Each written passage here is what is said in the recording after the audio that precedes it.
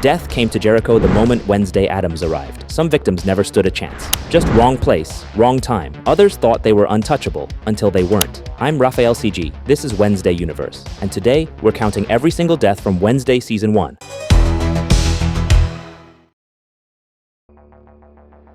Before Wednesday Addams ever set foot in Jericho, the town was already bleeding. 3 lives ended in the woods, the kind of deaths that locals whispered about but never dared confront. First was Olivia Davis, a young hiker who vanished along one of Jericho's trails. Search parties combed the forest, but all they found were scraps of fabric and claw marks carved into tree bark. Then came an unnamed woman, taken the same way.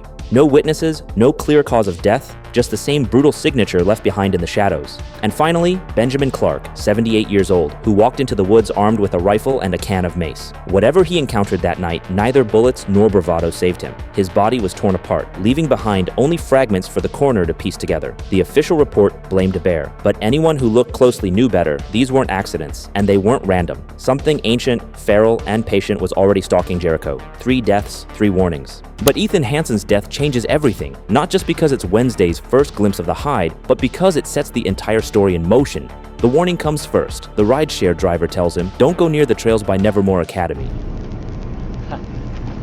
Thanks. The locals all know something lurks out there, even if they can't put a name to it. He steps into the Vermont fog, backpack slung over his shoulder, confident like he's walked these woods 100 times. But the forest is wrong. No birds, no insects, just a silence so heavy it feels like the air itself is holding its breath. Tyler's Hyde has been practicing, learning with every kill. By the time it finds Ethan, it's perfected the hunt. The strike is fast, merciless.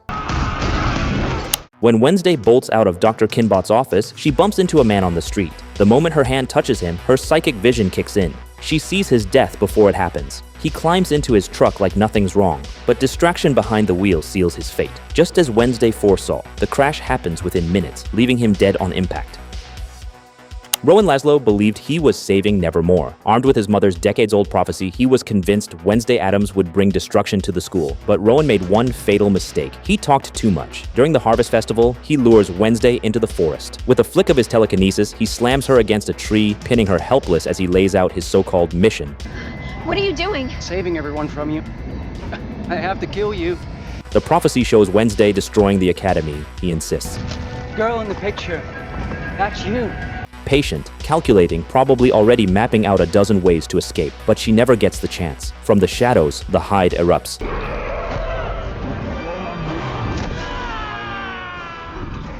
Tyler's monstrous form shreds Rowan mid-speech. Telekinesis means nothing against something faster than thought, sharper than steel. He's ripped apart before he can even scream. This moment changes everything. It's the first time we see the Hyde's true face. And the cruel irony that Rowan, in trying to prevent the prophecy, becomes the very reason it unfolds. The boy who tried to outsmart fate becomes its first victim. Fabian lived on the edges of Jericho.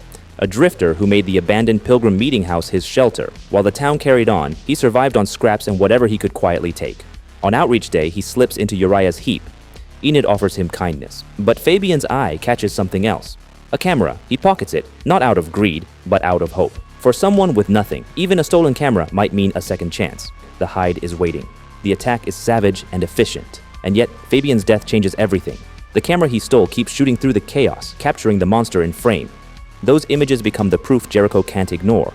It's not a bear stalking their woods. A man who lived invisible dies in a way that forces the town to finally see the truth. Garrett Gates was never part of Nevermore. He was an intruder, carrying the centuries-old hatred of the Crackstone bloodline. In 1990, during the Raven Dance, he stormed the school with one purpose: wipe out every outcast inside. His weapon was a vial of nightshade poison hidden in his coat, meant to contaminate the drinks and turn a celebration into a massacre. But his plan backfired. When he confronted Morticia and Gomez, the vial shattered against his chest. The same poison he intended for dozens of victims coursed through his veins, killing him within minutes. But Laurel Gates never forgot. Garrett's death, and the cover-up that followed, became the fuel for her revenge decades later. The boy who came to kill outcasts with poison ended up choking on his own hate.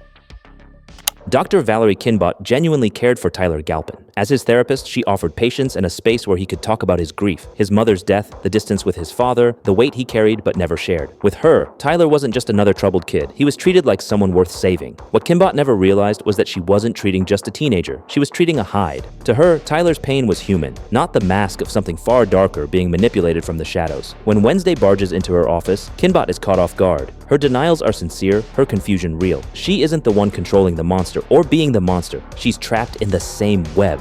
And then Tyler walks out of her locked room. Not the boy she tried to help, but the creature she never imagined him to be. He'd been hiding there all along, hearing every word. The attack is swift, brutal. The one person who tried to reach Tyler's humanity is destroyed by the monster consuming it.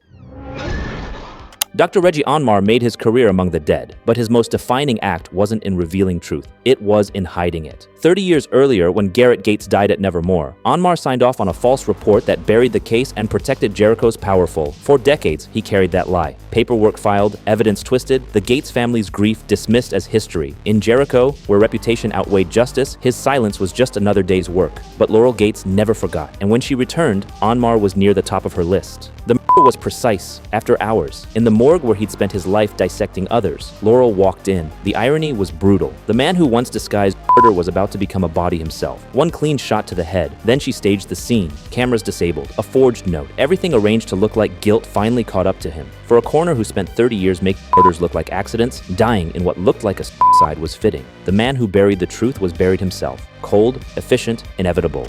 Noble Walker wasn't an enemy of the outcasts. Not exactly. He knew Jericho needed Nevermore to survive. The Academy brought money, stability, and a fragile peace. And as sheriff, he worked to keep that balance. Before the good citizens of Jericho elected me mayor, I used to wear that badge, remember?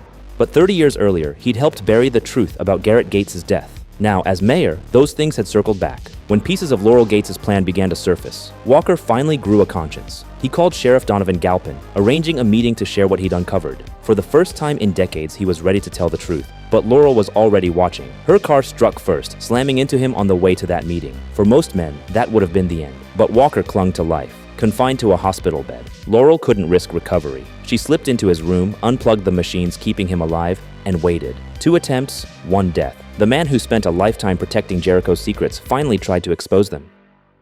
Larissa Weems devoted her life to Nevermore. As a shapeshifter, she knew what it meant to be feared, and shaped the Academy into a refuge for those who had nowhere else to turn. And then, almost by coincidence, Wednesday arrived. Weems was forced to balance the protection of her students with the fragile peace between Outcast and Jericho. She made compromises, kept secrets, sometimes chose stability over truth, but in the end, to expose Thornhill, she transformed into Tyler, a desperate gamble meant to force a confession. For a moment, it worked. Laurel Gates revealed her true identity, her plan to resurrect Joseph Crackstone. But she also struck first. The syringe hit her throat, nightshade burning through her veins. Weems tried to hold the disguise even as her body convulsed, foam rising in her mouth until the life drained from her completely. She didn't die as the strict principal who frustrated Wednesday. She died as the shield that gave her one last chance to save Nevermore. But she was tough. And she died for the one thing she truly loved, this school.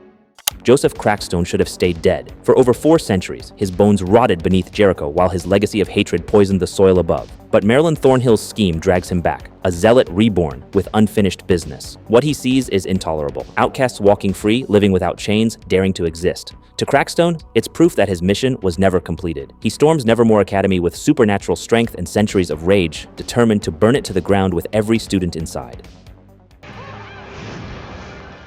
The duel is brutal and one-sided. Crackstone drives his pilgrim staff through her chest, pinning her to the floor. For a moment, it feels like history will repeat itself. The man who once locked 50 outcasts in a barn is about to claim hundreds more. With Bianca's last-second intervention, the tide turns, one thrust of the blade, straight through his chest.